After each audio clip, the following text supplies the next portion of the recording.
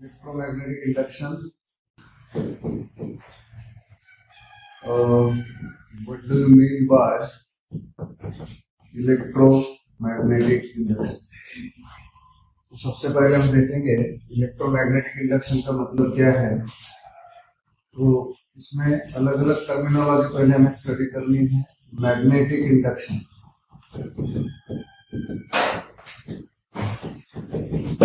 Magnetic induction क्या होता है? It is magnetic lines of force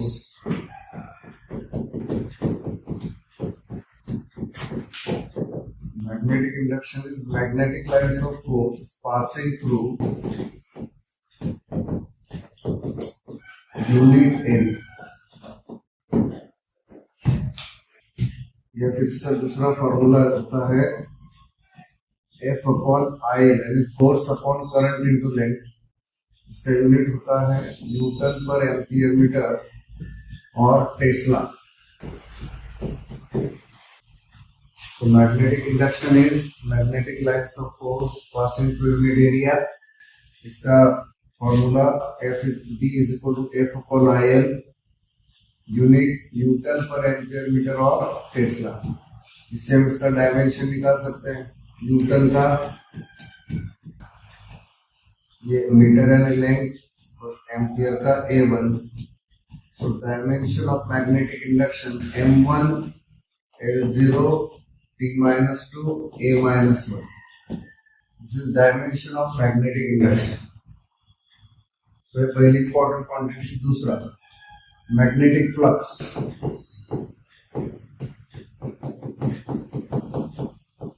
magnetic flux क्या है? It is dot product of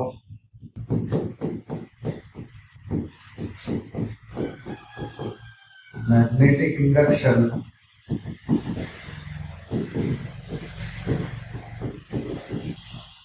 and area vector। Area vector क्या है कि सपोज दैट हमारे पास कोई एरिया है ds। इस एरिया को हमने एक नॉर्मल ड्रॉ करी, उसे बोलते हैं उस एरिया का area vector. A normal drawn to the area is called as its area vector. तो मान लो मैग्नेटिक लाइंस ऑफ फोर्स यहां से गुजर रहे हैं b बार, वो इससे थीटा एंगल बना रहे हैं एरिया वेक्टर से।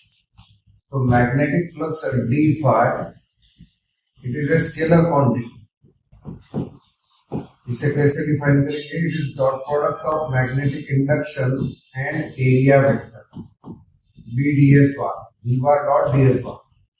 सो magnetic flux is dot product of magnetic induction and area vector. तो d phi is equal to हम ऐसा लिख सकते हैं d into ds into cos theta। The theta is the angle between magnetic induction and area vector। So d phi is equal to d ds cos theta। ये d phi is equal to b bar dot ds bar। ये हो गया magnetic flux का formula. Magnetic flux की दूसरी definition हम इसे ले सकते हैं। हमने यहाँ पे क्या कहा? Magnetic lines of force passing through unit area is called as magnetic induction. तो यूनिट एरिया में से जाने वाला जो लाइंस ऑफ फोर्स है वो मैग्नेटिक इंडक्शन है, और गिवन एरिया जो पूरे एरिया में से जाएगा magnetic lines of force, magnetic lines of force passing through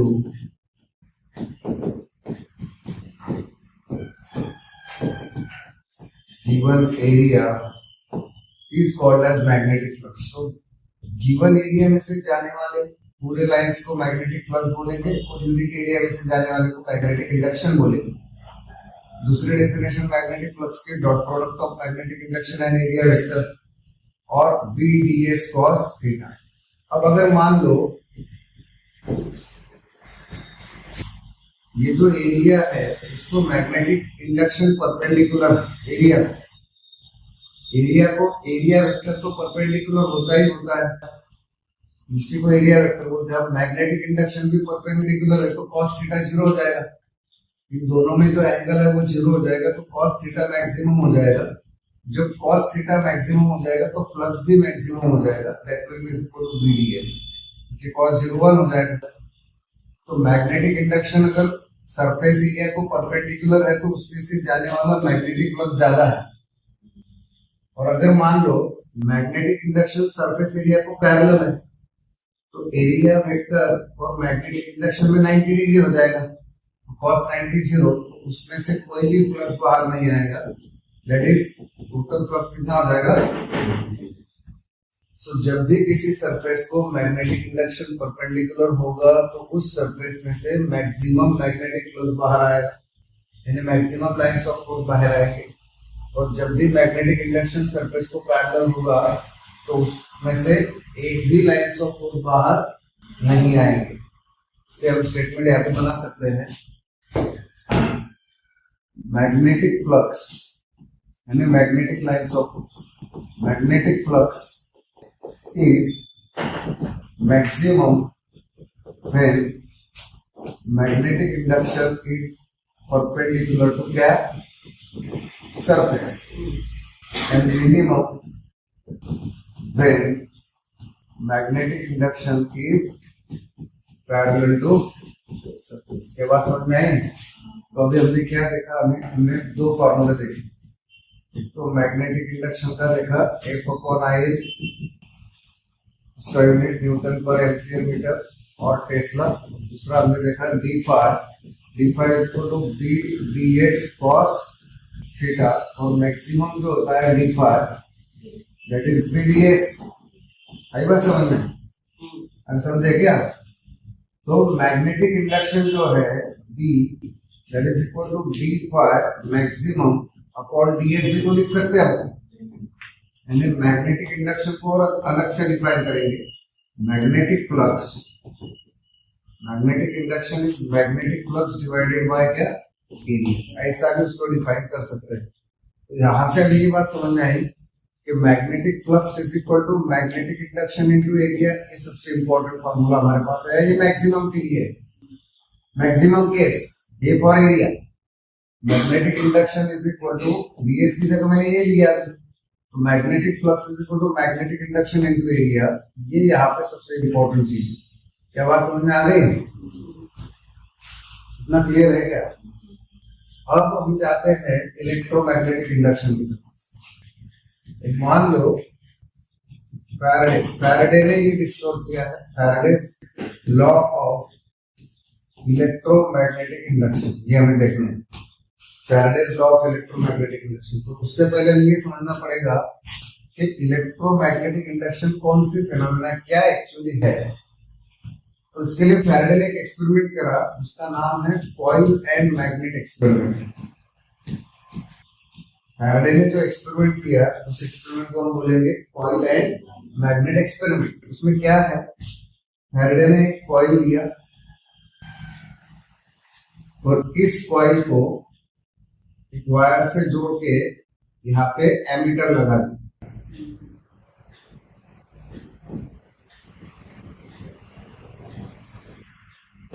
इसको बैटरी वगैरह नहीं जोड़ी, सिर्फ कॉइल को क्या जोड़ दिया है, एमीटर जोड़ दिया।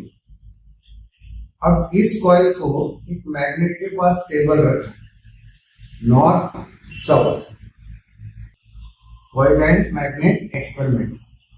जब मैग्नेट और कॉइल के बीच में कोई भी रिलेटिव मोशन नहीं था तो एमीटर का डिफ्लेक्शन नहीं दिखाई दिया। जब भी कॉइल और मैग्नेट के बीच में कोई रिलेटिव मोशन नहीं था, यानी कोई भी मूवमेंट नहीं कर रहा था एक दूसरे से संबंधित, relative with respect to each other, तो इस सर्किट में एमीटर कोई भी डिफ्लेक्शन नहीं दिखा रहा था। अगर एमीटर डिफ्लेक्शन नहीं दिखाएगा तो इस केस में करंट कितना हो जाएगा, जीरो। यानी जब भी कॉइल और मैग्नेट के बीच में रिलेटिव मोशन नहीं हो रहा है तो सर्किट में कोई भी करंट फ्लो नहीं हो रहा है, इसलिए एमीटर जीरो डिफ्लेक्शन दिखा रहा है। अब हम आगे बढ़ते हैं। मान लो कॉइल को स्टेबल रखते हैं और मैग्नेट को कॉइल की तरफ लेके जाते हैं। जैसे ही हमने कॉइल को स्टेबल किया और मैग्नेट को कॉइल की तरफ लेना शुरू किया तो रिलेटिव मोशन स्टार्ट हुई, और जैसे ही रिलेटिव मोशन स्टार्ट हुई तो यहाँ पे हमें डिफ्लेक्शन दिखाई दी। अब हमने बैटरी तो सप्लाई नहीं की है, पहले स्टेबल था तो कोई भी करंट नहीं था। अब हमने सिर्फ किसकी मूवमेंट करी, we just move magnet towards the coil. तो जैसे ही कॉइल की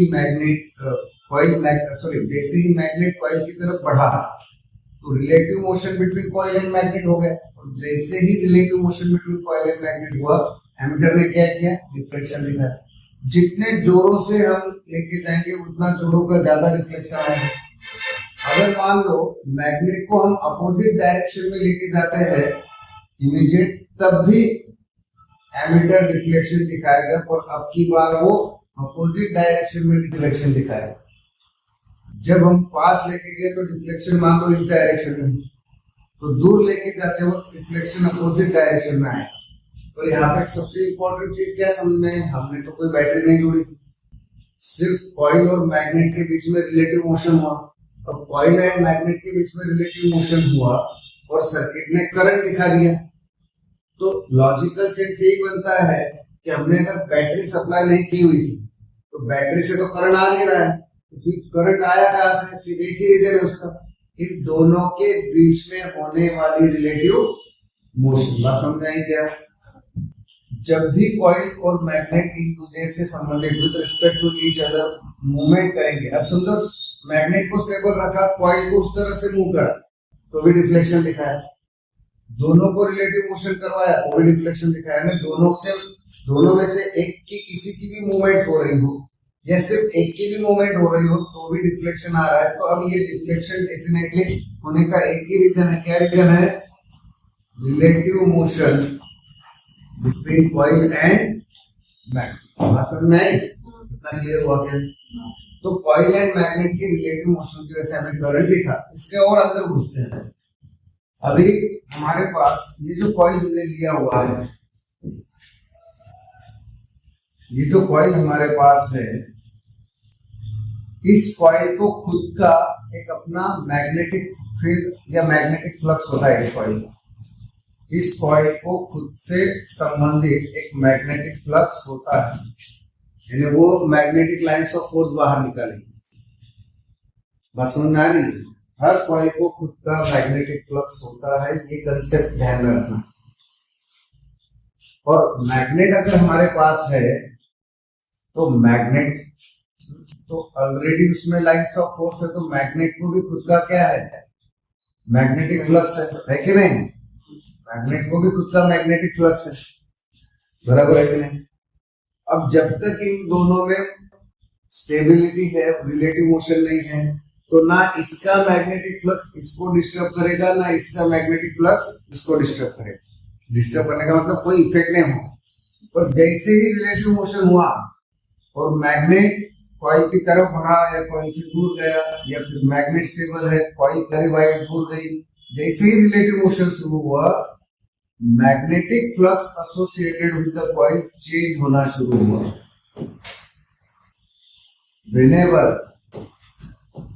whenever there is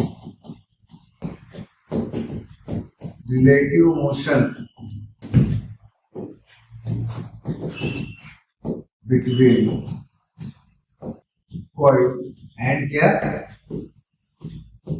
मैग्नेट, जैसे ही रिलेटिव मोशन शुरू हुआ, क्या हुआ, जैसे ही रिलेटिव मोशन शुरू हुआ, magnetic flux associated with the coil जो है उसमें चेंज हुआ।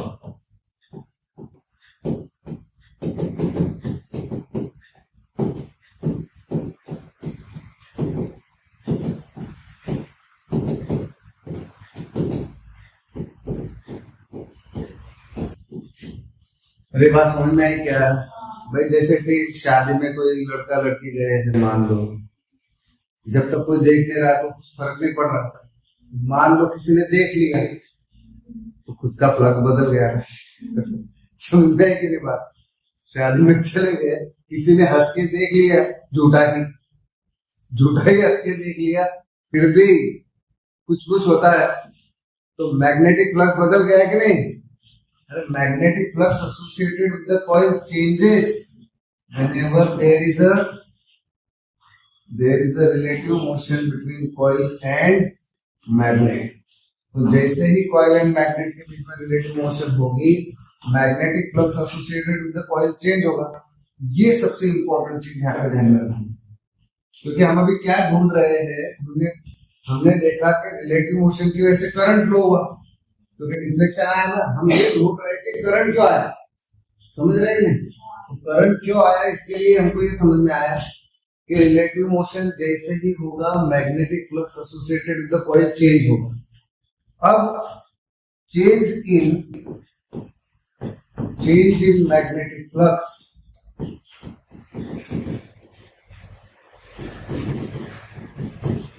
ऑफ कॉइल का जो मैग्नेटिक फ्लक्स बदला है उससे क्या हुआ, induces an electromotive force in a coil। इससे कॉइल में एक ईएमएफ ई जनरेट हो गया। जनरेट नहीं हुआ, जबरदस्ती से आया, इंड्यूस हुआ। क्या उसके पास खुद के चार्जेस थे क्या? क्या हमने बैटरी सप्लाई की थी क्या? नहीं। हंस के देख लिया, जबरदस्ती से हंसना पड़ रहा है। रिलेटिव मोशन हुआ, मैग्नेटिक फ्लक्स बदला। एक्चुअली खुद का मैग्नेटिक फ्लक्स बदलने का मतलब है खुद का इक्विलिब्रियम डिस्टर्ब हुआ, और कोई भी ऑब्जेक्ट नहीं चाहता खुद का इक्विलिब्रियम डिस्टर्ब करना। फिर भी रिलेटिव मोशन की वजह से उसका मैग्नेटिक फ्लक्स बदला, उसका इक्विलिब्रियम डिस्टर्ब हुआ, और वो उसको अपोज करेगा, इसलिए उसमें क्या इंड्यूस हो गया। तो चेंज इन मैग्नेटिक फ्लक्स, सबसे पहले ये ध्यान में रखना, ये किसकी वजह से हुआ? Relative motion between coil and magnet, इसकी वजह से चेंज इन मैग्नेटिक फ्लक्स हुआ। मैग्नेटिक फ्लक्स बदलने से क्या इंड्यूस हो गया? ईएमएफ इंड्यूस हुआ। और सर्किट में अगर ईएमएफ इंड्यूस होगा, इलेक्ट्रोमोटिव फोर्स इंड्यूस होगा, तो चार्जेस को सर्कुलेट करेगा, और जैसे ही चार्जेस सर्कुलेट होंगे, rate of change of charge is called as current. तो ईएमएफ इंड्यूस हुआ, उसी तरह से जबरदस्ती से करंट भी इंड्यूस हुआ। बस समझ में आई? बाहर से तो कोई चार्ज आया नहीं, बाहर से कोई हमने एनर्जी सप्लाई नहीं करी थी, पर रिलेटिव मोशन हुआ कॉइल एंड मैग्नेट के बीच में। जैसे ही रिलेटिव मोशन हुआ तो कॉइल का खुद का मैग्नेटिक फ्लक्स बदल गया। जैसे ही कॉइल का मैग्नेटिक फ्लक्स में चेंज हुआ, यहाँ पे एक ईएमएफ इंड्यूस हुआ, पोटेंशियल इंड्यूस हुआ। और पोटेंशियल क्या करेगा? It is the energy required to circulate the charges. वो सर्किट में चार्जेस को फ्लो करेंगे और क्या जनरेट कर देंगे? करंट। इस फिनोमेनन को हम बोलते हैं इलेक्ट्रोमैग्नेटिक इंडक्शन। क्या हुआ? इलेक्ट्रॉन घूमने लग गए ना, करंट फ्लो हो रहा है, इलेक्ट्रॉन घूमे, तो इंडक्शन ऑफ करंट किसकी वजह से? Due to induction of EMF. किसकी वजह से? Due to change in. किसकी वजह से? Due to relative motion between coil and is called as electromagnetic induction. क्या है? किसी भी सर्किट में, जैसे हम यहाँ पे ले रहे हैं कॉइल एंड मैग्नेट, दोनों के रिलेटिव मोशन की वजह से मैग्नेटिक फ्लक्स बदला, उसकी वजह से ईएमएफ इंड्यूस हुआ, उसकी वजह से करंट इंड्यूस हुआ। The phenomenon of induction of current due to induction of EMF, due to change in magnetic flux, due to relative motion between coil and magnet is called as electromagnetic flux। क्या concept समझ में आ गई अच्छे से? अब आगे बढ़ो।